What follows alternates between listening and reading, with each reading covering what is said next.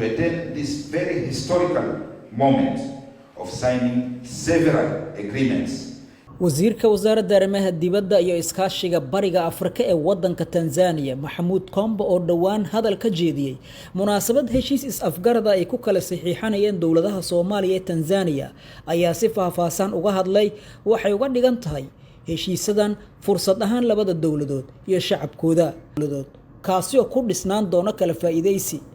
It is both a pleasure and honor for me and of my delegation to be here with you all today to attend this very historic sharaf weyn iyo guul taariikhi ah ayay run ahaantii inoo tahayba inaynu ka wada qayb galno aniga iyo wafdigayga oo igala mid wadanka Tanzania munaasabadan qiimaha leh oo aan ku kala saxiixanayno heshiiska is-afgaradka ah ee Jamhuuriyadda Midowday ee Tanzania iyo Jamhuuriyadda Federaalka Soomaaliya u dhaxeeya.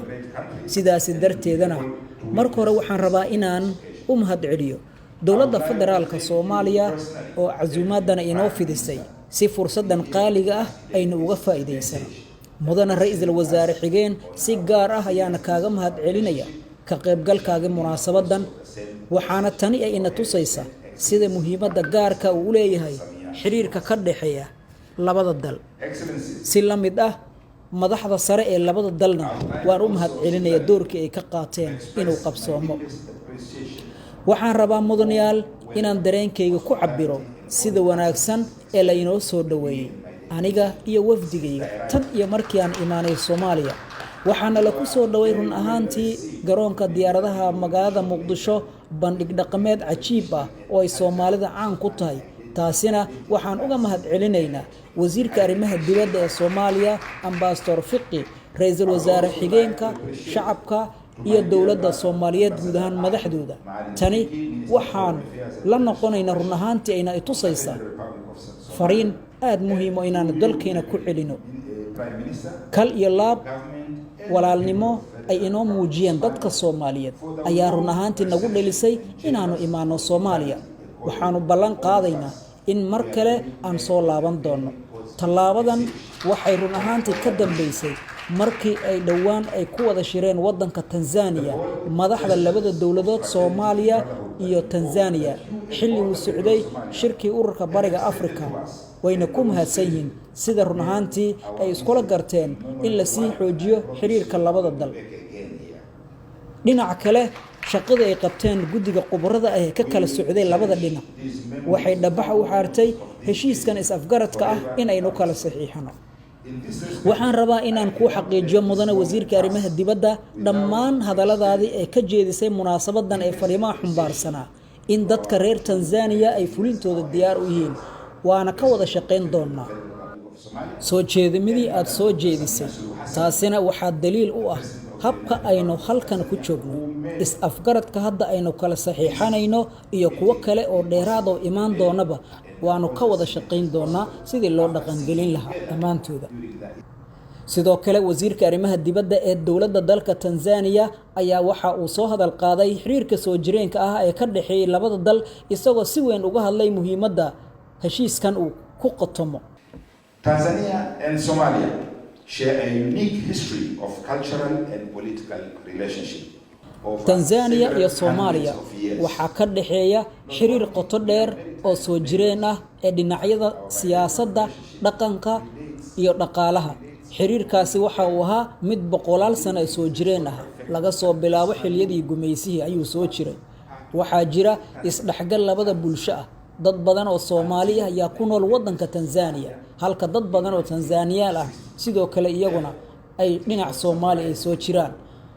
waxaan mudane wasiirka codsanaya haddii waqtigu noo saamaxo inaanu la kulanno dadkaasi reer Tanzania iyo kuwa kale Zanzibaariinta ah. tani waxayna dareensiinaysaa in runtii xiriirka inaga dhaxeeya uu yahay mid soo jireen ah qotona dheer. waxaa inoo bilowday shaqo culus oo ah heshiisadan aanu wada gaarnay dhammaantood inay noqdaan kuwa la dhaqan geliyo balse aysan noqon kaliya heshiisyo warqado lagu kala sixday oo qura. marka laga hadlayo xiriirka labada dal waxaa nasiib darro weyn ah in iyadoo uu jiro xiriirkaas qotada dheer oo inaga dhaxeeya haddana waxaad moodaa in fursadaha dhanka ganacsiga iyo wax isdhaafsiga faa'iidadii laga heli lahaa ay tahay mid heerkeeda aad u hooseeyo balse xilligan wixii ka dambeeya la dardargelin doono. run ahaantii waxaa jirta baahi aan u qabno inaanu si dhow u wada shaqayno safarkeena mid ka xiga in dhammaan shirkadaha sida gaarka ah loo leeyahay ganacsatada dalka Tanzania ay door muuqda ka qaataan isdhaafsiga dhinaca maalgashiga. sidoo kale dadka Soomaaliyeed dad badan oo Soomaali ah ayaa runtii maalgashi ka sameysay gudaha wadanka Tanzania gaar ahaan dhinacyada dalxiiska iyo koo kale waxa ay ku leeyihiin wadanka Tanzania daaro dheer sida hoteelo. mudanayaal sida aad la socotaan bishii April 2024 madaxweynaha Soomaaliya oo isagu joogay wadanka Tanzania iyo madaxweynaha wadanka Tanzania waxa isla meel dhigeen shir ay wada qaateen sidii la isaga kaashan lahaa dhinacyada difaaca, dalxiiska, dhaqaalaha, caafimaadka, ganacsiga iyo dhaqanka. waxaana taasi ay suurto gelisay in maanta halkan aynu fadhino heshiiska iska afgaradka aynu ku kala saxiixanayno uu dhaco. iyaga ayaana sabab u ah waan uga mahadcelinaynaa. waxaan ballan qaadaynaa inaanu fulin doono dhammaan awaamirta jihaynta ah ay ina siisay madaxweynaheena Tanzania Samia Suluhu Hassan. safarkeena mid ka xiga waxa uu noqon doona mid wax kasta ay wax iska bedeleen heshiisyada hirgelintoodana loo jihaysan doono. marka haddii ay dhaqan galaan run ahaantii waxaa sii xoogaysanaya xiriirka qotada dheeraa ee inaga dhaxeeyay. waxaan leeyahay mar kasta cilaaqaadka Soomaaliya Tanzania ka dhaxeeya waa mid ku dhisan niyad saalix ah. I always say the relationship between Tanzania and Federal Republic of Somalia is built on a pillar of niyatu salihan. isagoo hadalkiisa sii wata dhanka kale waxa uu si gaar ah u dul istaagay heshiisyada iyo fursadaha ka imaan kara haddii ay dhaqan galaan sida difaacyada iyo dalxiiska iyo kuwa kale. The MOU on defense will enhance our cooperation. is-afgaradka difaac wuxuu horseedayaa inaanu isdhaafsano tababaro, warbixino iyo dhammaan wax kasta oo la xiriira xagga ammaanka oo la iska kaashado. waayo nabadgelyada ammaanka waxay saldhig u yihiin dhammaan heshiisyadii la wada gaaray fulintooda iyo sidoo kale degnaanshiyaha shacabka labada dalba.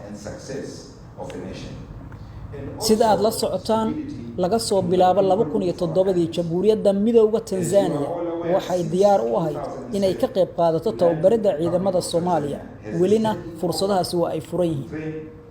dhinaca kale dalxiiska waxa heshiiska is-afgaradka ee dhanka dalxiiska uu fursad weyn siinaya labada dal. taasina waa sababta maanta halkan uu joogo wasiirka dalxiiska. sidaas darteed maadaama aynu nahay dad walaalo ah waxaanu u baahannahay in si toos ah isugu xirmaan Muqdisho iyo Daarusalaam. taasi oo abuuri karta fursad badan oo labada dhinac.